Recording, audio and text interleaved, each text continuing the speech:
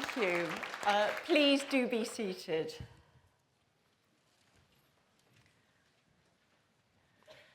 And good afternoon to all of you. My name's Dinah Kane, and I'm chair of the Governing Council of Goldsmiths. And it's wonderful to greet you all here this afternoon on a very cold winter's day. But I know through vigorous clapping and the warmth of all of our hearts, we're really going to be very warm in here celebrating our amazing students who are just about to graduate. Hello, all of you, right at the back of the room, but lovely to see you. And it's my pleasure and privilege, actually, to be the only person who gets to say congratulations to all of you individually, which I'm very much looking forward to. But turning to where we are, it's really interesting. This is my 6th year as chair of Goldsmiths. And when I started, who would have thought that we would have COVID, cost of living, all the other challenges that have added up to really turning a lot of our collective lives upside down, but certainly has done a lot to turn Goldsmiths' life upside down as well. And of course, that has had challenges and consequences for all of you as students. These are difficult times, there's no question. And only you know what your own individual journeys have been, and those of your closest, most loved colleagues, family, and friends. But I think what we all collectively know is to have got to where you are today shows that not only have you achieved academically, but you've also shown great fortitude, resilience, courage, and just sheer determination. And, you know, it may be that you wished you hadn't to deploy all of those qualities as much as you have. But what I can definitely say is that those qualities are ones that will stand you in incredibly good stead as you move forward with the journeys through your lives. And you go out into a challenging place as well. We all know that. Francis will talk more about that later. But what I would say is that when times are hard and when there's a lot of chaos and difficulty in the world, actually it's also the time where opportunity opens up for new thinkers, for new leaders, for people who can look at doing things in different ways. And that's where we're also all looking to all of you, because basically you are our new leaders. And I think that the openings to show the kinds of things that you've learned, the qualities that you have, actually often are more available than when the status quo just reigns. So finally, I'd just like to sort of say something that's quite personal from me, which is this, that Goldsmiths is a place that has social innovation, social justice, caring for others, running through it like Blackpool through a stick of rock. And I'm sure that's one of the reasons why you may well have chosen to study here. Difficult times, you focus a lot on self. You have to, it's important. But what I would say to you is it's really important also, wherever you go, whatever form, whatever context you're doing, to always try to remember to think about others. You know, I come from Camden, and on our council building, right at the top, there's a mosaic, and it says, not just for self, but for all. And actually, that's something that if you remember and you keep working on, as we all have to remember and keep working on, it actually brings reward, not only the kindness you show others, but also to yourselves. It always brings reward. So I like to say, I hope you take that one thing away as that little bit of gold in your soul. And so, thank you very much, and we'll move on to the rest of our ceremony. Thank you.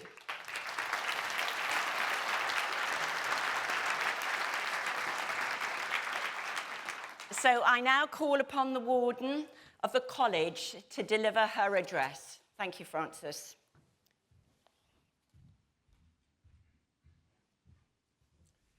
Thanks very much, Dinah. Scholars, distinguished guests, parents, supporters and friends, welcome. I'm Professor Frances Corner, and it is my very real privilege to be Warden of Goldsmiths and to be with you at this ceremony this afternoon. Here to honour your hard work and to congratulate you for everything that you have achieved. I know that it hasn't been easy for you. You have completed your studies in a turbulent context.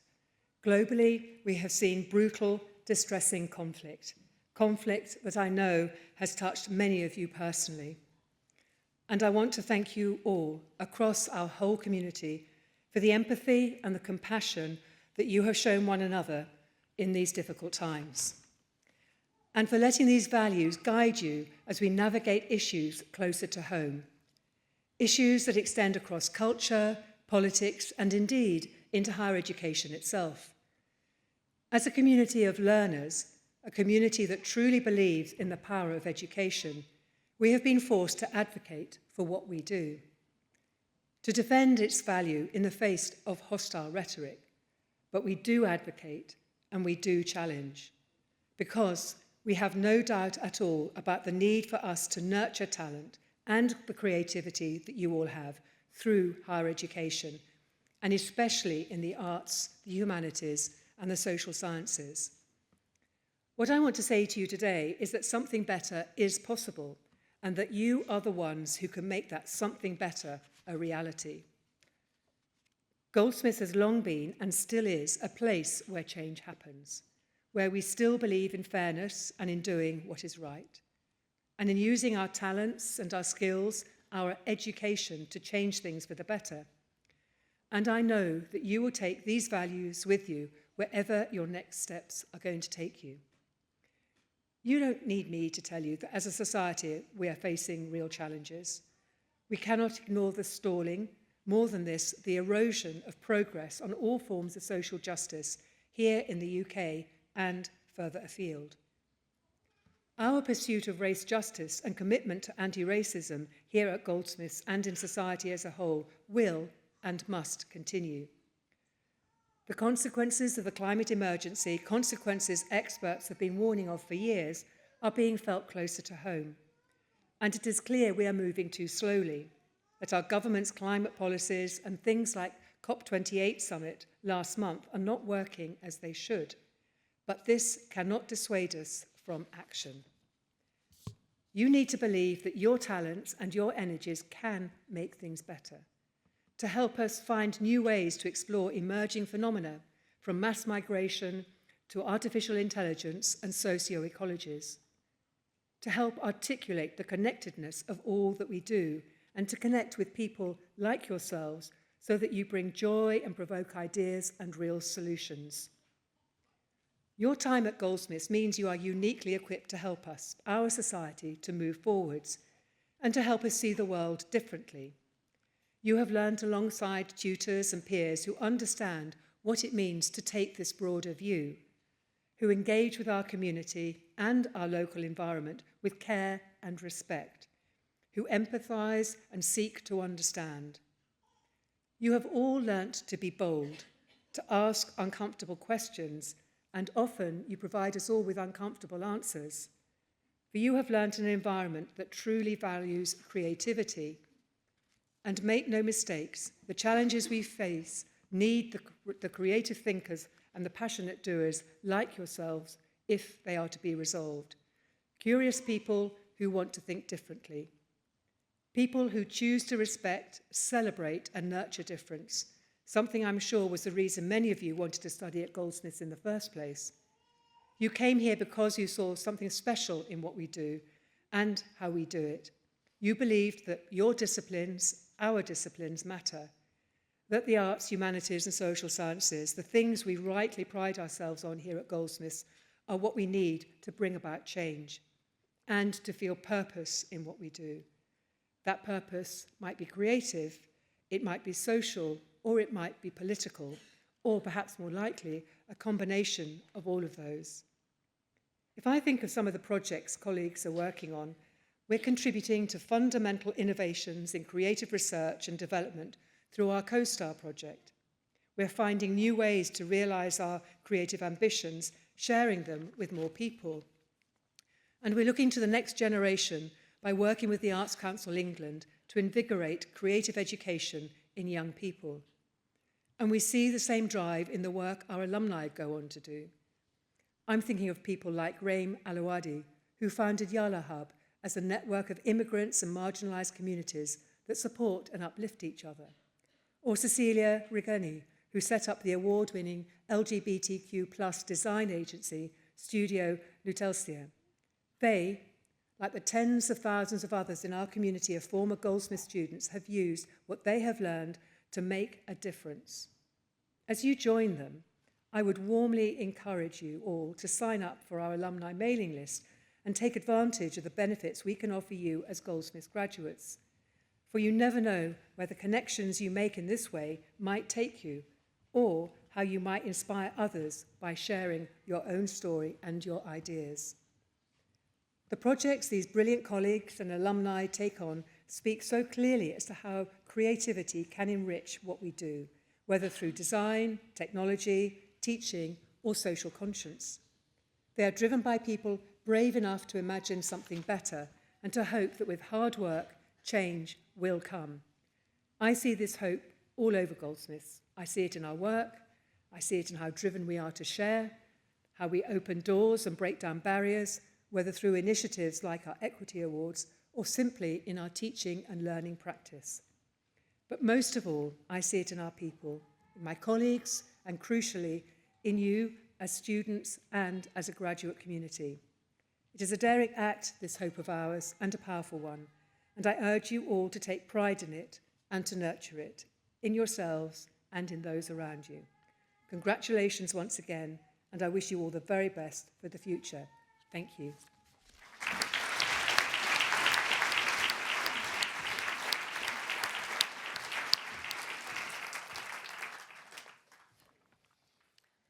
So I now call upon Dr. Elena Gonzalez Paledo from the Department of Anthropology, Dr. Hannah Elias from the Department of History, Professor Dimitrios Giannoulopoulos from the Department of Law, Professor Will Davis from the Department of Politics and International Relations, and Dr. Vic Loveday from the Department of Sociology to present successful students of the college.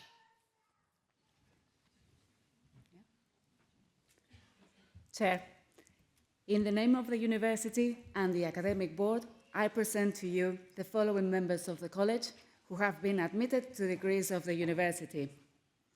For BA Anthropology, Valerie Stadams-Bro.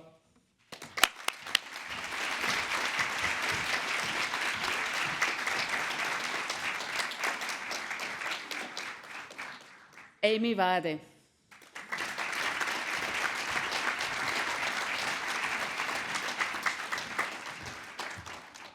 For BA Anthropology and Visual Practice, Ruby Carter.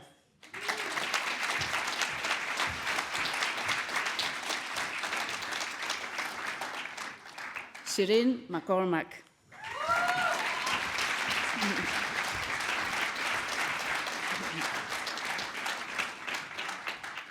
For the MA in Anthropology and Museum Practice, Isabel Middleton.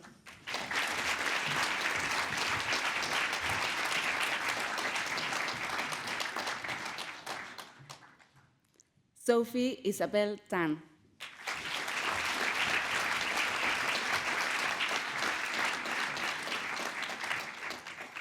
Sichi Xiong.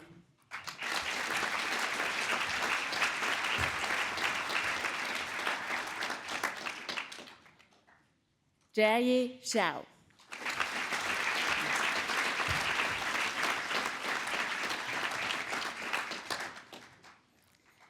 For MA Anthropology and Community Arts, Alice Linton.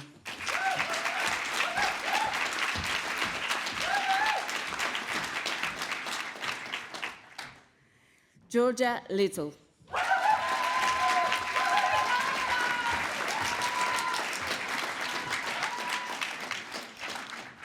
Cleo Sava.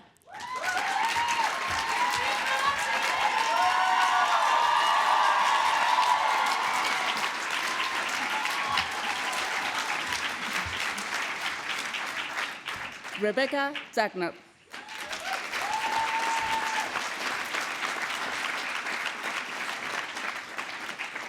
Shanae Watson.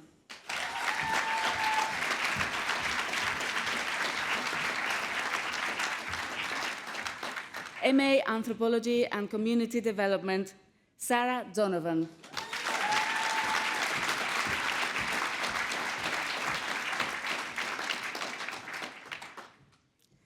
Claire Saltiel.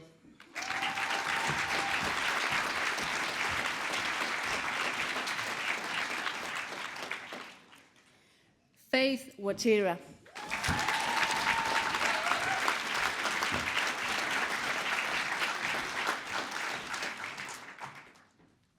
Abby Ajiwola.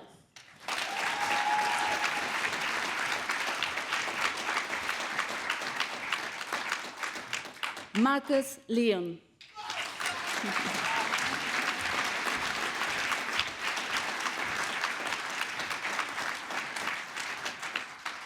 Fiona Martin.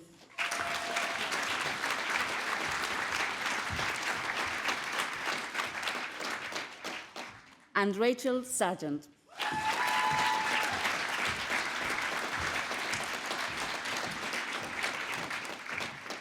For MA Social Anthropology, Nonkululeko Nonki Azaraya.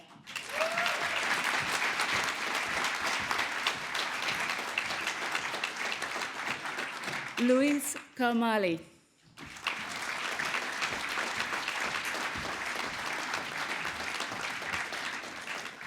And Judith Morrison.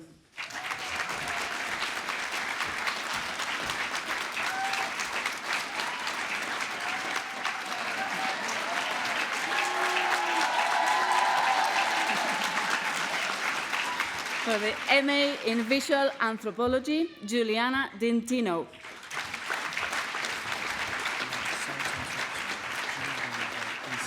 Okay. Yeah. Jingwen Guo.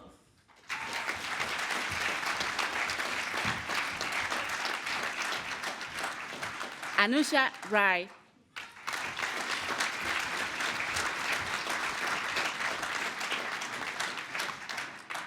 Clara Stephanie Shiver Lorenesi.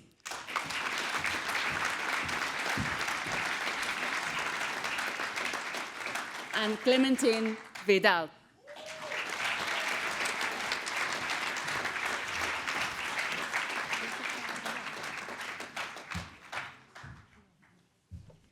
Chair, in the name of the University and the Academic Board, I present to you the following members of the College who have been admitted to the degrees of the University. Sarajda Morsal, BA History and Politics.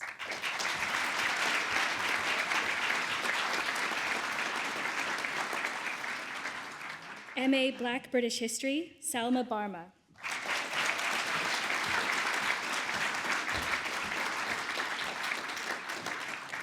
Howard Bowen.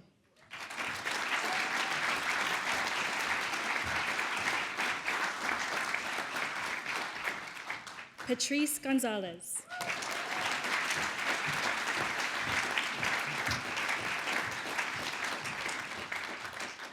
For the MA History, Eric Anderson.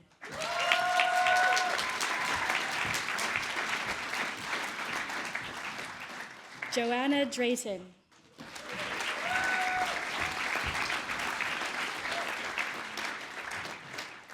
For the MA Queer History, David Doyle.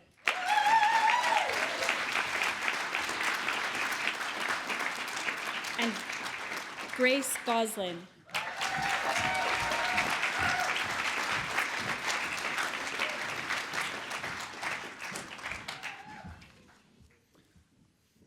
Chair, in the name of the University and the Academic Board, I present to you the following members of the College who have been admitted to degrees of the University. For the Bachelor of Law, Samuel Cardwell.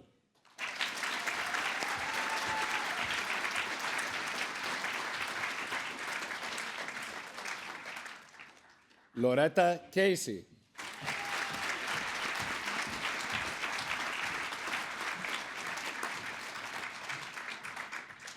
Arun Grewal.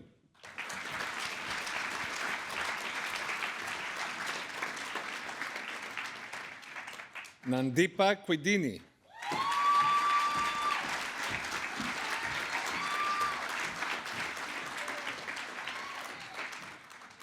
Stephanie Niemira.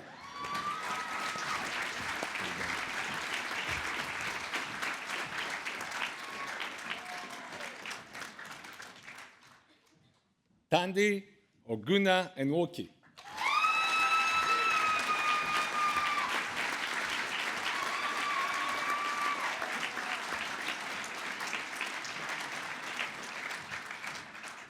Kamran Ahmed.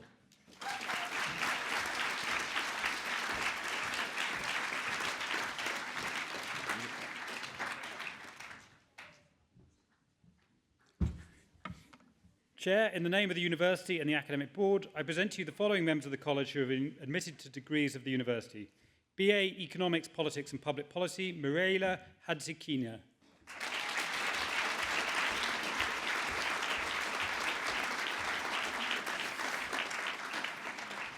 BA International Relations, Munira Begum.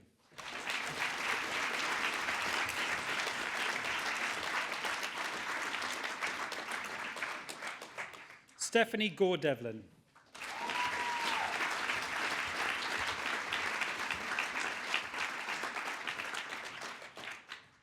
Sam Jammer.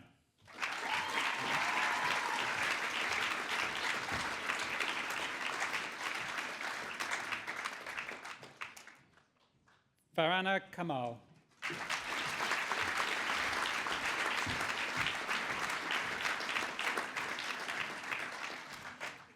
Rahama Ratzana.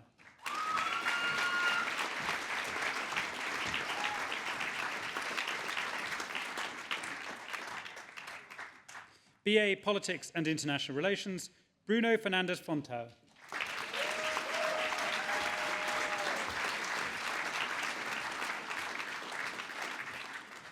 Samuel Hill.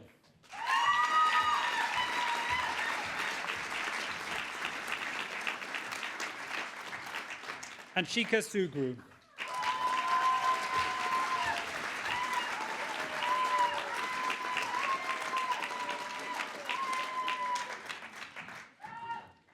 Manas Sultani.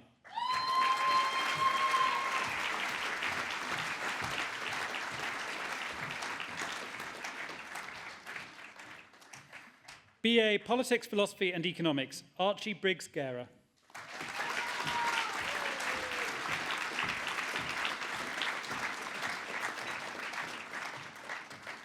Mohammed Jamil.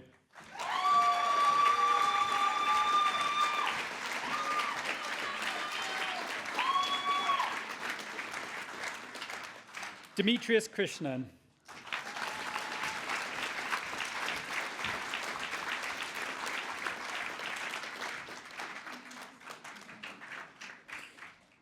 For Diploma in Higher Education in Politics and International Relations, Amira Ali.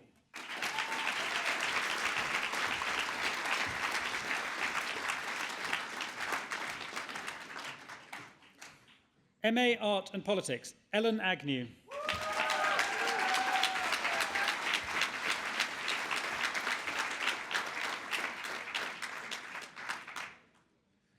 Viviana Chamorro Ubieta.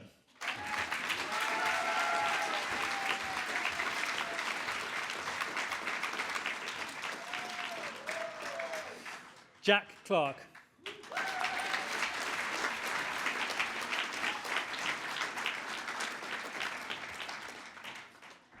Maria Guardiaitseva.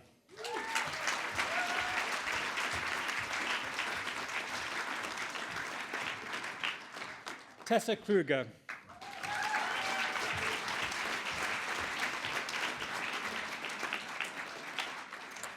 Hamish McDougall.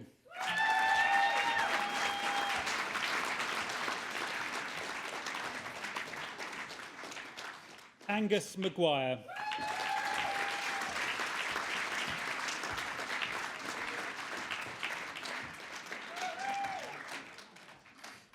Cara Michelle.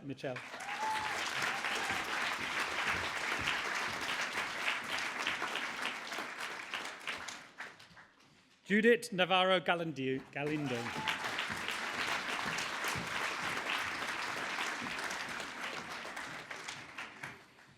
Drew Robinson.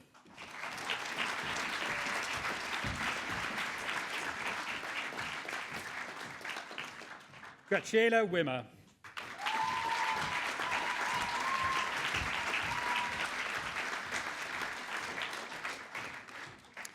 Wang Wu.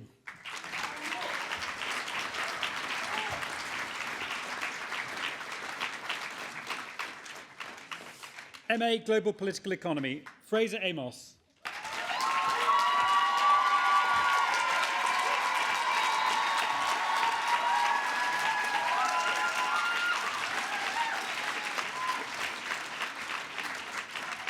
George Walker.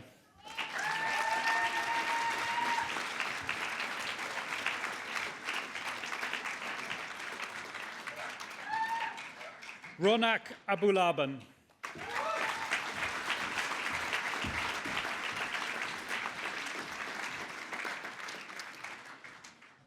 This is MA International Relations. Brianna Dominguez.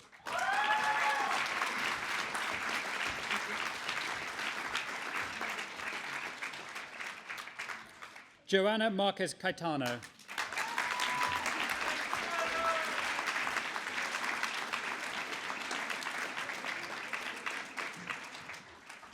Nur Matar.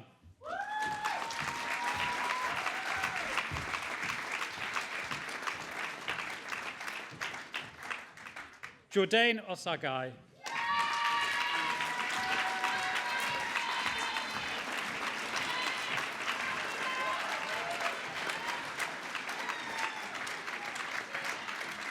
Amalia Sriharsha.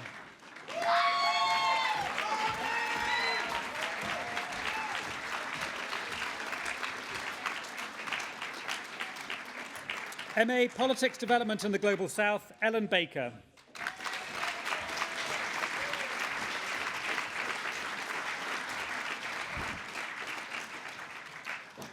Cameron Lee.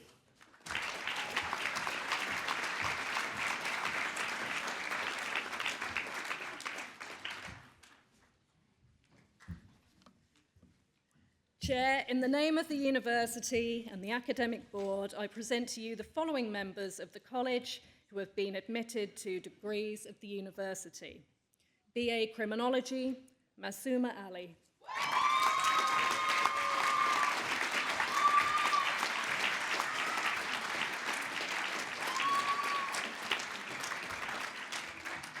Maisie Anderson.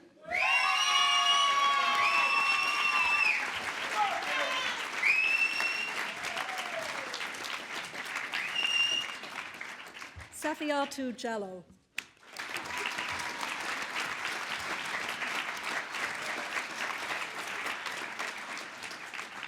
Solomon Odelusi.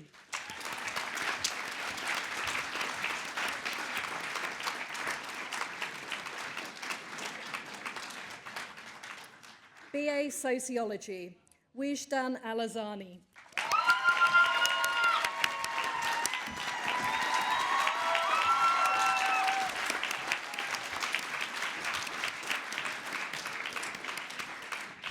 Samawada Filson Ali.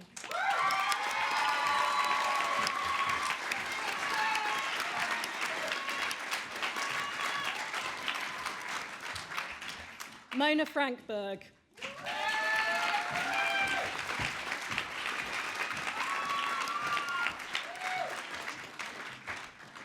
Aman Hassan.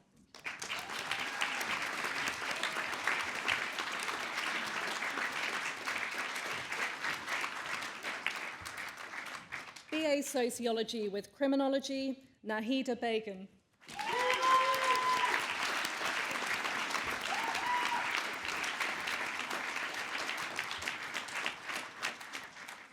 Birsil Bilgatai.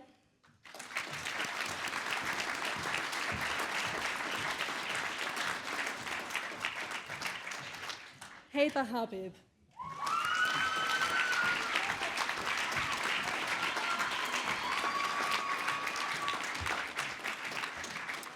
Fatos Kavak.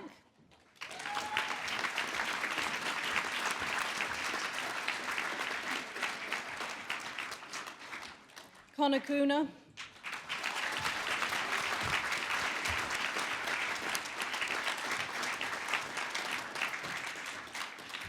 Andrea Leitao.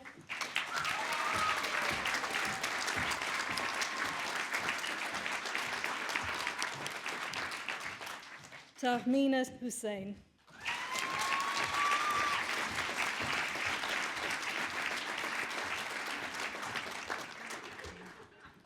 MA Cities and Society, Yana Yarosheva.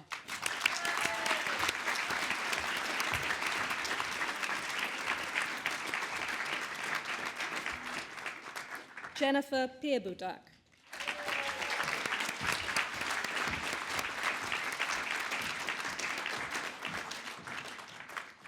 MA Critical and Creative Analysis, Toby Edwards.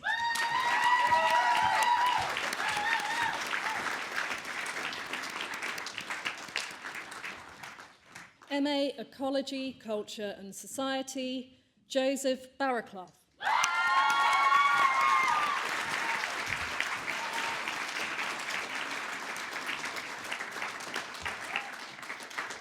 Merv Ileri.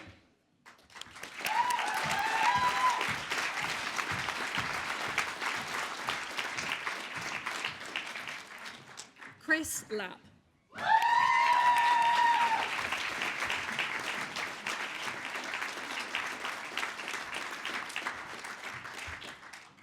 Ella Papenfuss.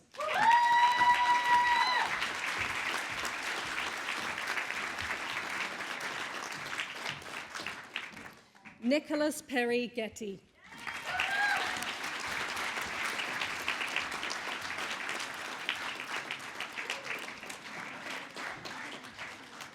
Sonia Turcotta.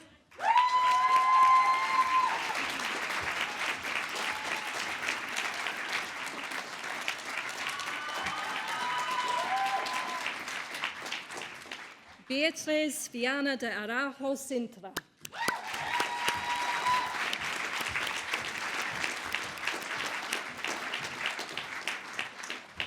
Moss Wood.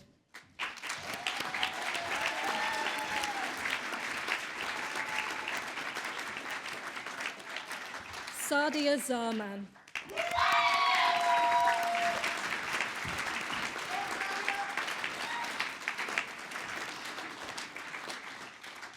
MA Gender, Media and Culture, Emily Anderson Wallace.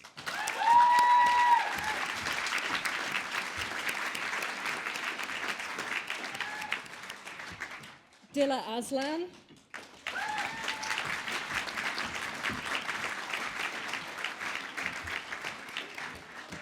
Alice Barry.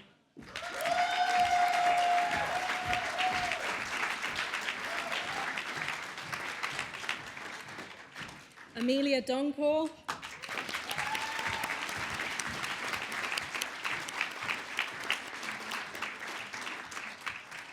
Carl Fleming.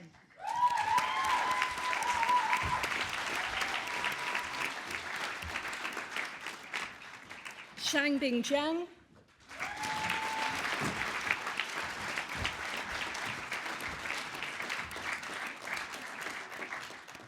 Noah Lambert.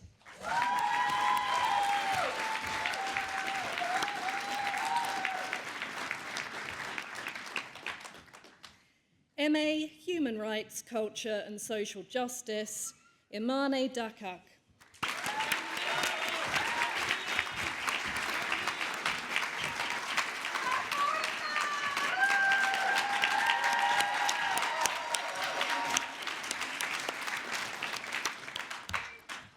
Francesca Enova.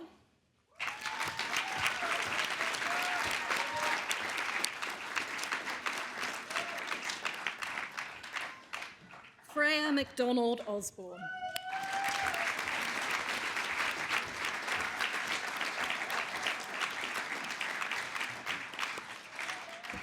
Elora Spencer.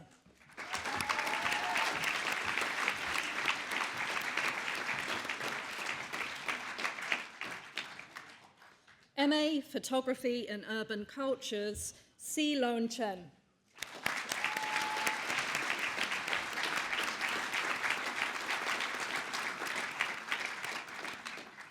Ching Lan Lam.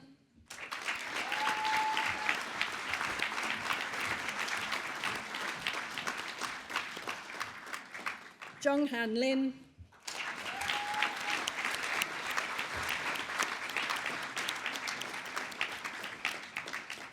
Malina Maya,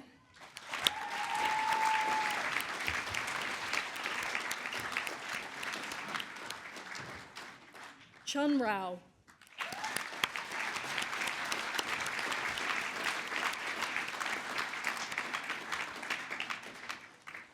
Ge Yujing Shun,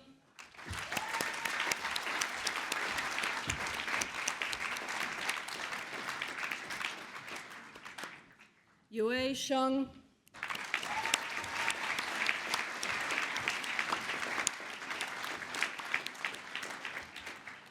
Wan Sum Seo,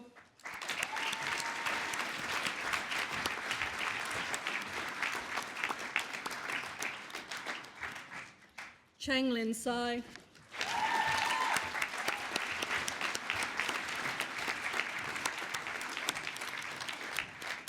Xiao Qi Zheng,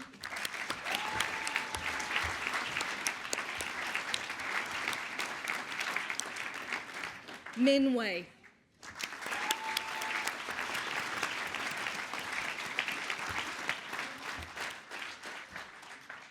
MA Sociology, Laila Alulama.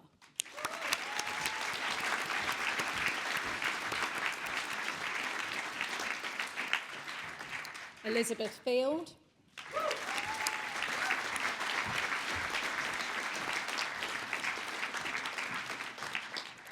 Jack Shenton,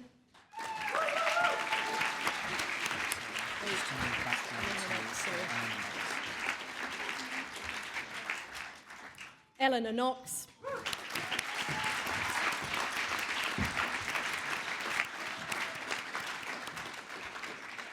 Rowan Stevenson,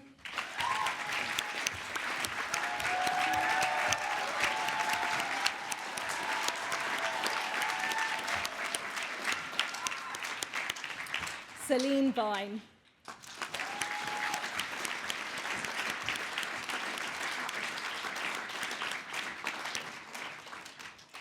MA Sociology Cultural Analysis, Gwyneth Landers.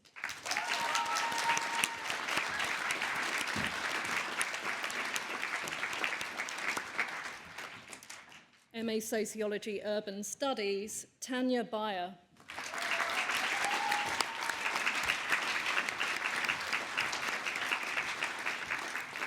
Emma Dudley.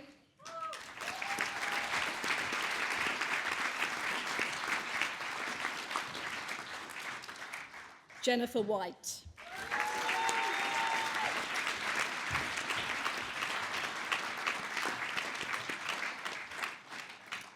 MA Sociology, Visual Sociology, Christian Menz.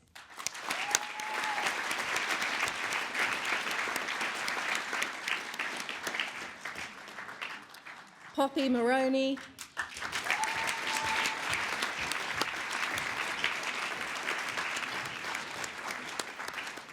Rachel Sevilla.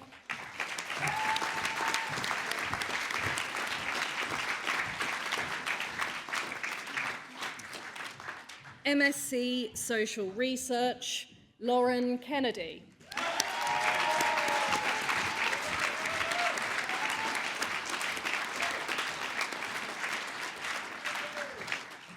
Isaac Pye.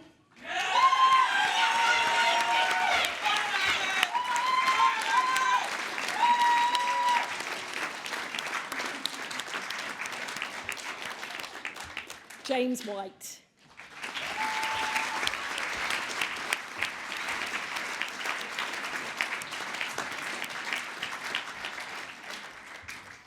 Postgraduate Diploma in Gender, Media and Culture, Bryony Merritt.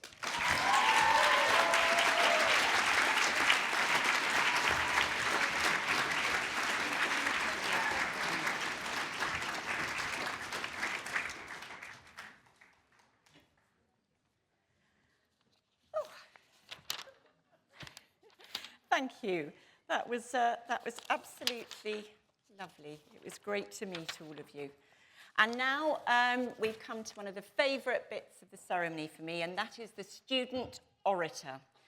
So I call upon Radnag Abulaban from the Department of Politics and International Relations to speak to us on behalf of the graduating student body. Thank you very much. Thank you.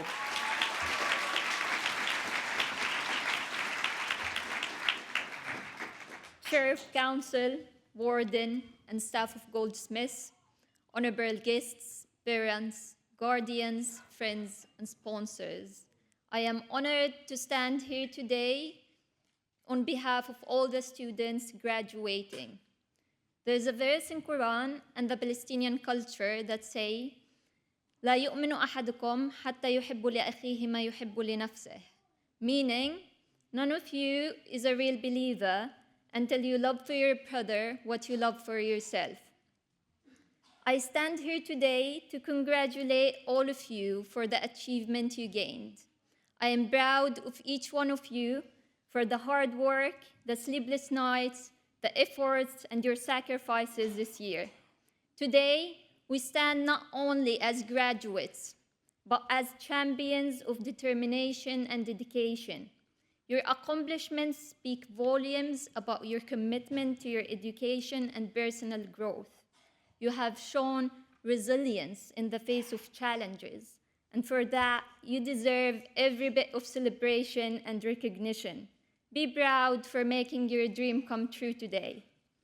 Our academic journey has been full of meaningful moments and experiences, from working on group projects that taught us the essence of collaboration to the exhilarating presentations that developed our communication skills. As delegates for our programs, we embraced leadership and represented our cultures.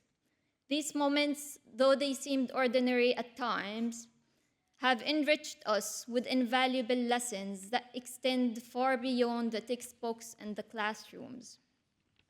Now, as we step out into the world beyond these walls, I urge each of you to carry the same spirit forward.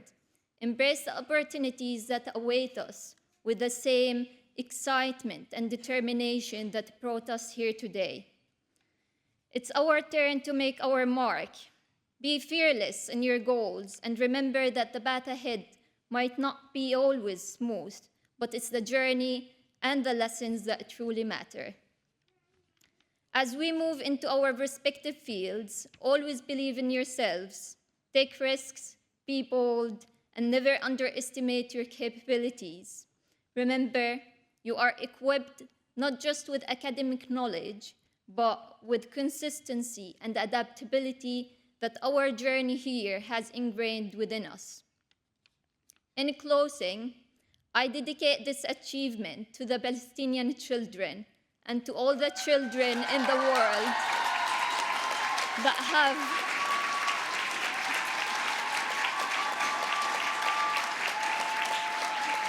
Thank you.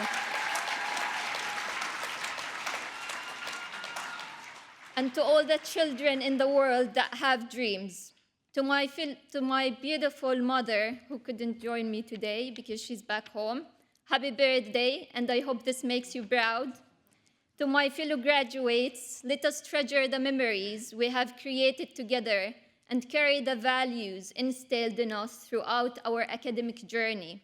As you go forth, may you find success, fulfillment, and joy in all your endeavors. And may we all contribute positively to our communities and the world at large. Congratulations, graduates. The future awaits and it's ours to shape. Thank you. Thank you.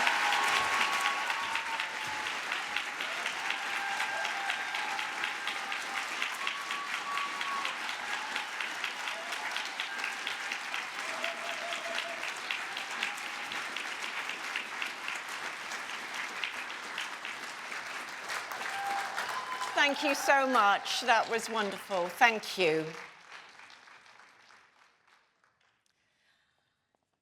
And so to the next part of our ceremony, I call upon the Warden of the College to present students who've been admitted to research degrees of the university. And whilst Francis is going up to the lectern, I just want to say a few words about this and to ask for your help, actually, because these people are about to be awarded the highest academic qualification that we can give them. And I sometimes sort of look at them in awe because I can't imagine, because I've never got one of these qualifications, but I sometimes think, you know, they sit there with a blank sheet of paper or a blank screen, and as you're here, because Francis is going to read out exactly what it is they have been studying, working, researching on, they specifically look at these areas that haven't been looked at before. They extend all of our collective knowledge, our understanding. And at the same time, they often do it part-time. They often do it whilst working, with family commitments. It's just extraordinary. It's original research, and I just feel that we owe them our greatest respect, but also our hugest amount of applause, which is why I need all of you to really help all of us celebrate the brilliant people that they are. So what's going to happen is Francis, as I said, is going to read out the research. Then you're going to come up, and basically I'm going to congratulate you, obviously. And then you're going to turn to your adoring audience, and you're going to take your cap off, and you're going to do a big doff, at which point, obviously, you take the rafters off. So are we there? Okay? Great. All right, Francis, thank you. Chair, in the name of the University and the Academic Board, I present to you the following members of the College who have been admitted to research degrees of the University. For the degree of Doctor of Philosophy, from the Department of Politics and International Relations, for a thesis entitled Solving the Problem of Abundance, Venture Capital and the Rise of the Platform Economy, Niels Peters.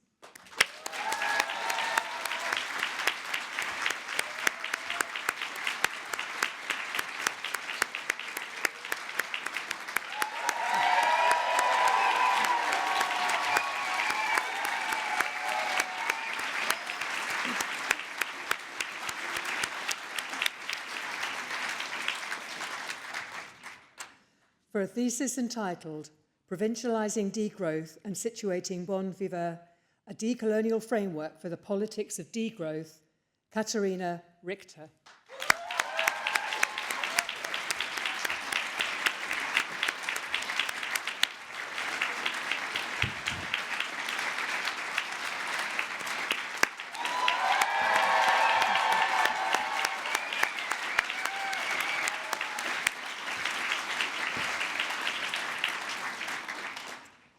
From the Department of Sociology, for a thesis entitled Waxworks, Hairlessness, Infrastructure and the Air That We Breathe, Louise Rondell.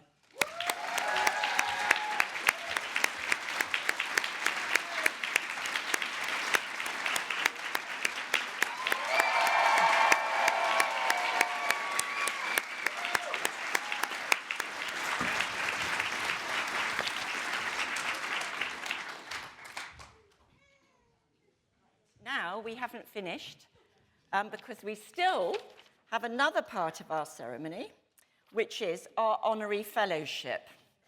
And I call upon Professor Alan Downey, the college orator, to present for admission to the award of an honorary fellowship of the University of London, the very special Patrick Lochary.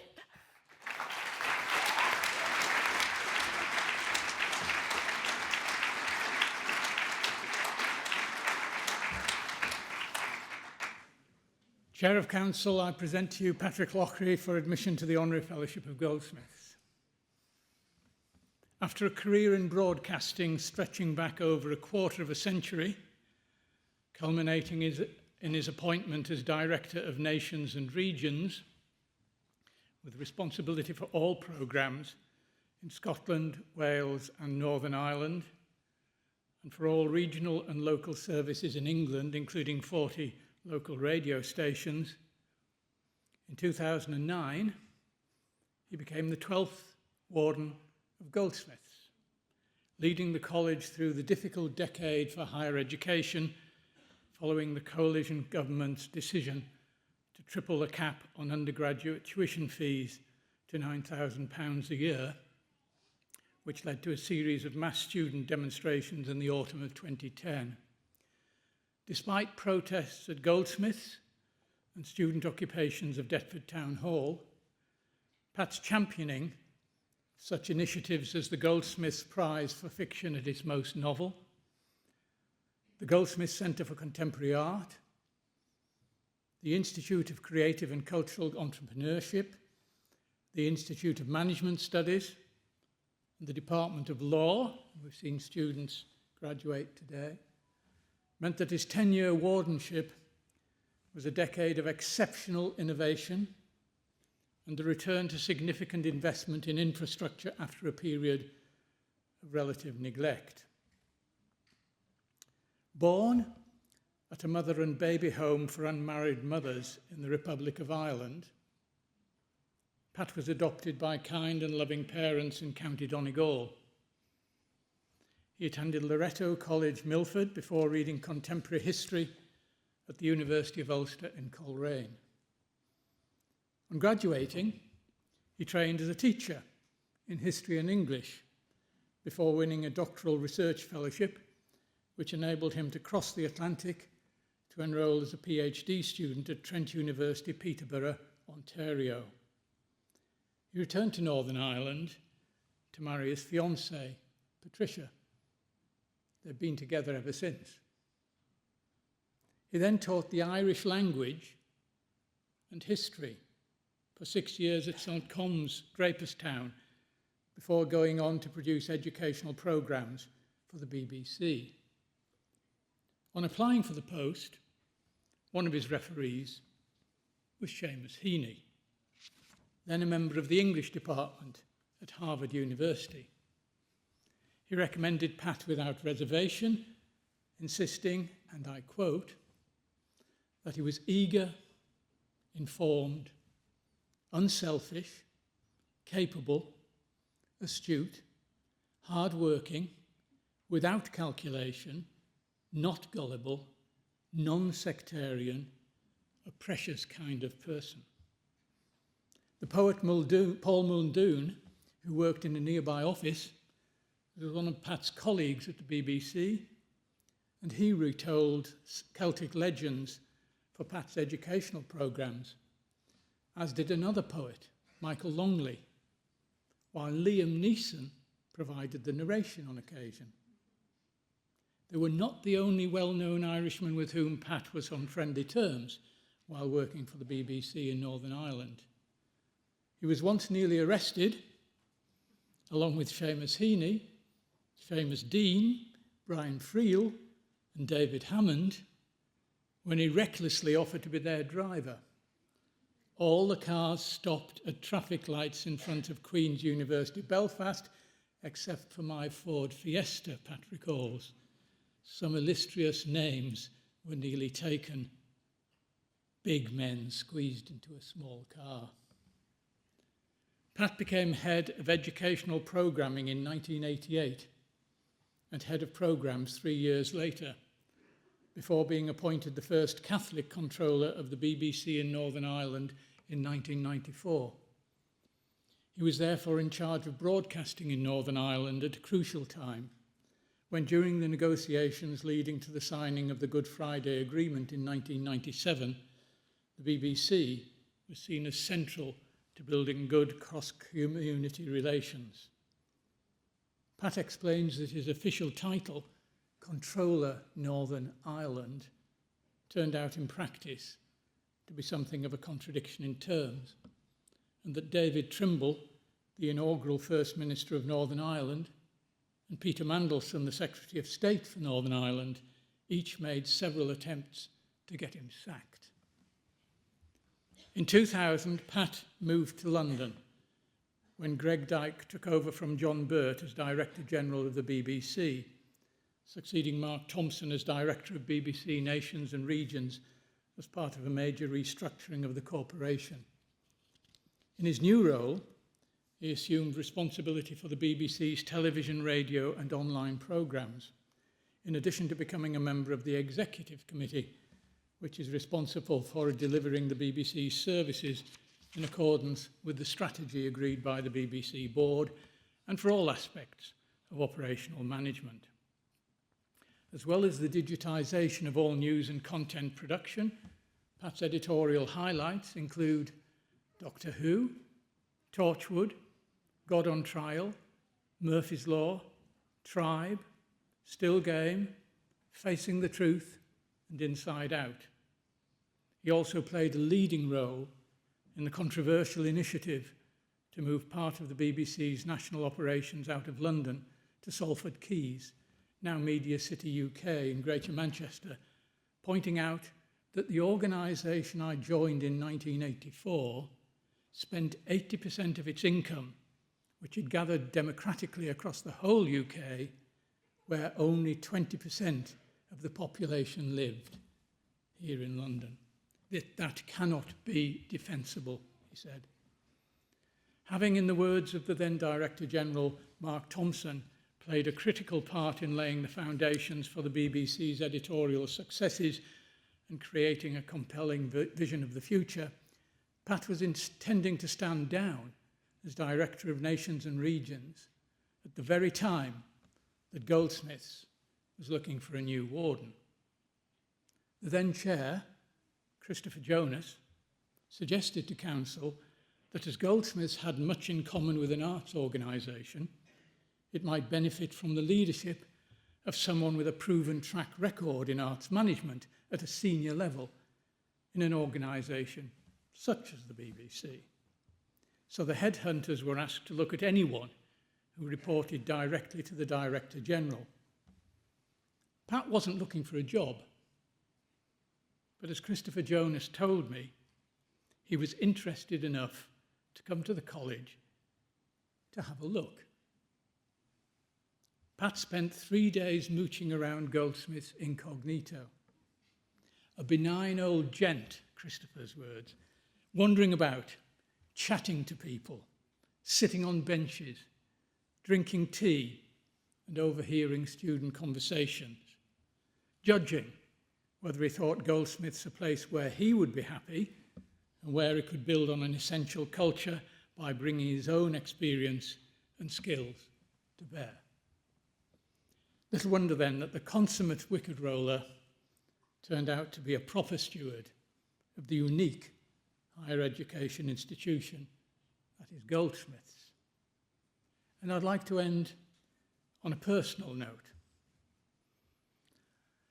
I got to know 6 wardens during my career at Goldsmiths. Richard Hoggart appointed me.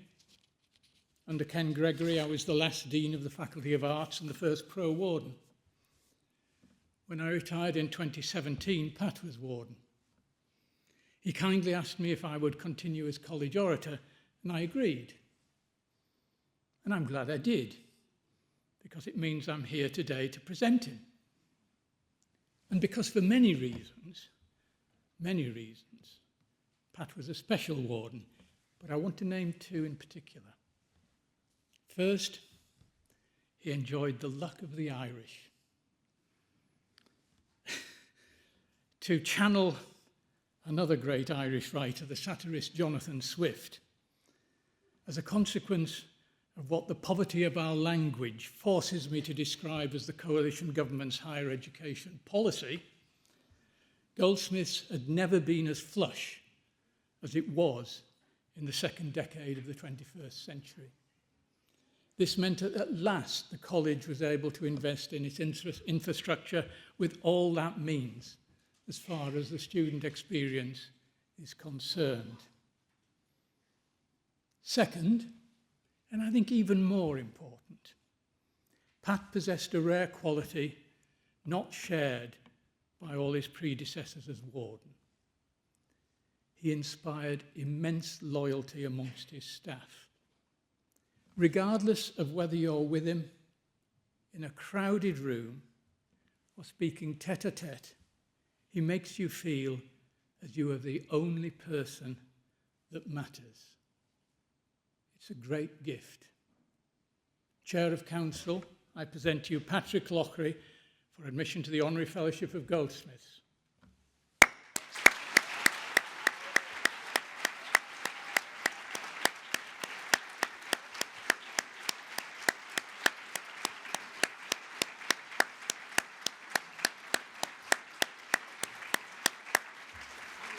Yeah, just come straight through. So swap with Alan, that's brilliant, thank you.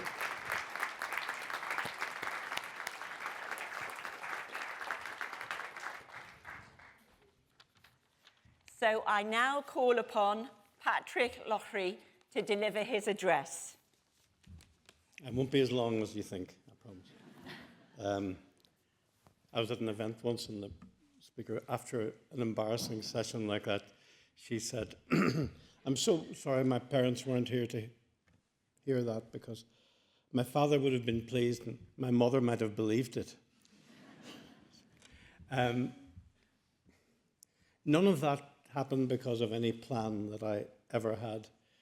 Life is a series of opportunities, and if you're very lucky, you get to take them, as the brilliant student speaker said earlier. They say, how do you make God laugh? Tell her your plans. Because a rigid plan, people keep telling you about building this business plan, this structure. It isn't really like that. And just keep a dream. Hold a dream, a sense of possibility, a sense of hope in your heart, in your soul, and believe me, that will sustain you.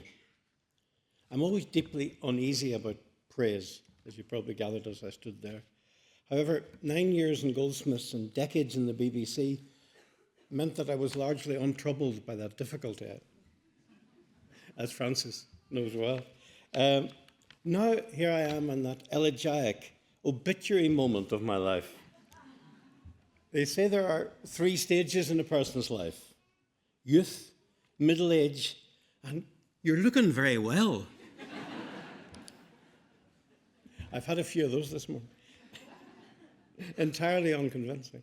But I think that might teeter into a 4th phase in organizational life. That is, he wasn't really that bad, was he?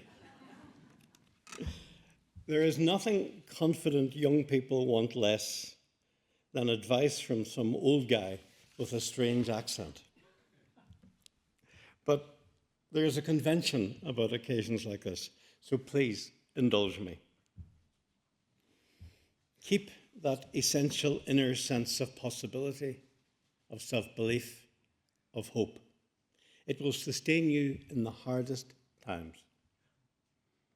There are 3 A's involved here: ambition, aptitude, and application. That's the magic recipe. Just 2 of those aren't quite enough on their own, but if you can crack the 3, you're flying. Another one that's not said much: mix with older people. All of the characters mentioned by Alan, who were my cherished friends, my mentors, were 10 years older than I am. I often felt I was being schooled, standing at the shoulders and sometimes on the shoulders of giants.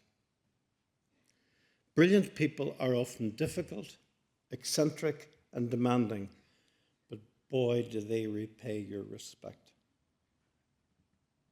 Here in Goldsmiths, the giants around me were people like Baroness Estelle Morris, Christopher Jonas, Mary Quant, and for a couple of glorious graduation days, Daniel Day-Lewis.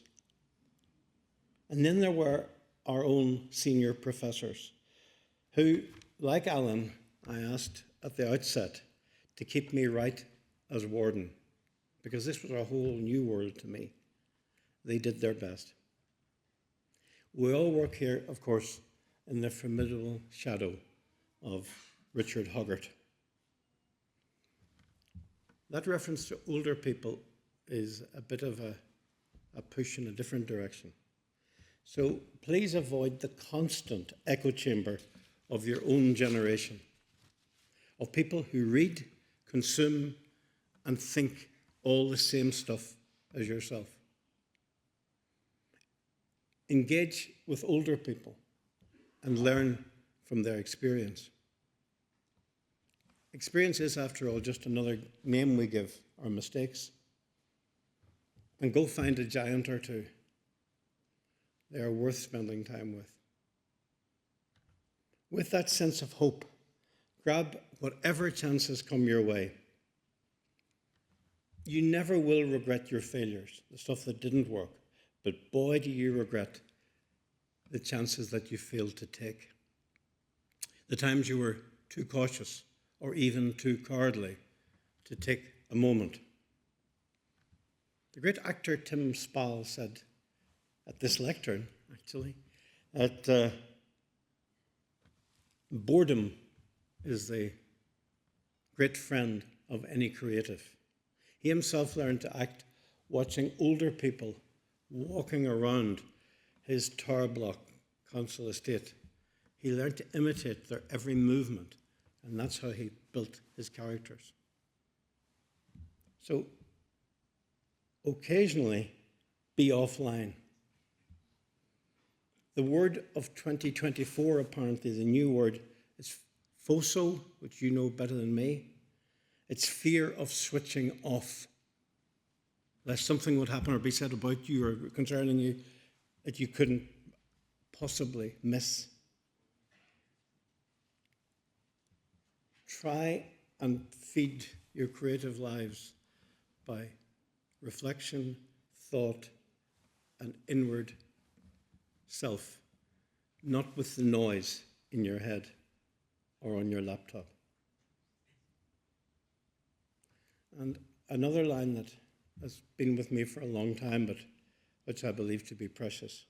If you really want to be happy, try making someone else happy. You got off to a very great start here today, students. You've made these people in front very, very happy. The second magic recipe for happiness is gratitude.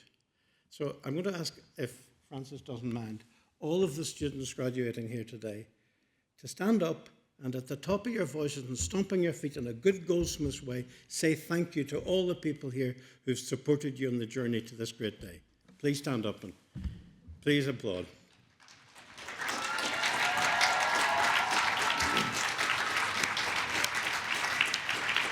Louder!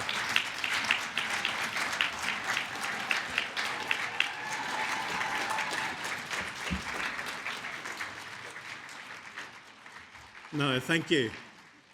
Doesn't gratitude feel good? And lastly, I'm going to leave you with a line I used at every graduation ceremony for those years here, and it came from that well-known philosopher Judy Garland. And she said, whatever you do in later life, as you go through the journey, be a first-rate version of yourself, not a third-rate version of someone else. Don't pretend, be you, and have fun. Bless you all. Thank you.